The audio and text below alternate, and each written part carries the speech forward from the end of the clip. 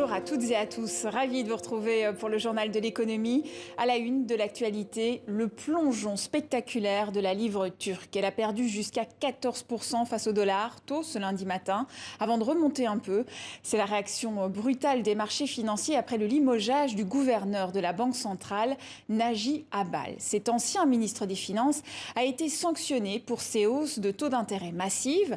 Il faut savoir que le président Erdogan est partisan d'une croissance soutenue par des crédits bon marché. Il est donc opposé à des taux d'intérêt élevés.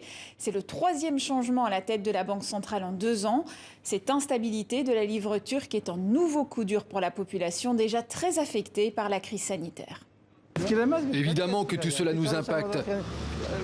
Nous n'arrivons même plus à trouver un travail et lorsque l'on va faire des courses, les prix changent constamment.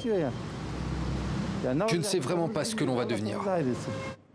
C'est la plus grande compagnie pétrolière du monde. Le saoudien Aramco n'échappe pas à la crise du coronavirus. Ce géant de l'énergie, considéré comme la vache à lait de l'Arabie saoudite, voit son bénéfice chuter de plus de 44%.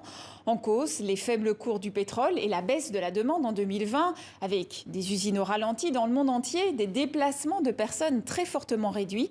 À cela s'ajoute l'instabilité géopolitique. À plusieurs reprises ce mois-ci, des rebelles houthis du Yémen ont ciblé des sites pétroliers du groupe en Arabie saoudite, des attaques menées à l'aide de drones ou de missiles. Interdiction formelle pour les militaires chinois de rouler en Tesla. Les véhicules électriques de la firme d'Elon Musk sont en effet équipés de caméras pour contrôler la route ou vérifier le niveau d'attention du conducteur. Et cela pose des problèmes de sécurité nationale à la Chine. Les généraux redoutent que les voitures enregistrent ce qui se déroule dans les quartiers militaires.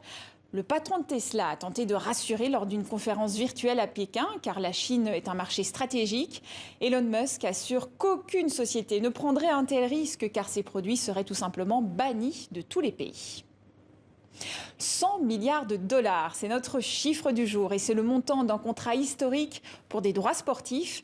La Ligue professionnelle de football américain a signé un accord de 10 milliards de dollars par an de 2023 à 2033 avec les chaînes américaines et Amazon pour la retransmission des matchs. C'est du jamais vu, quel que soit le sport.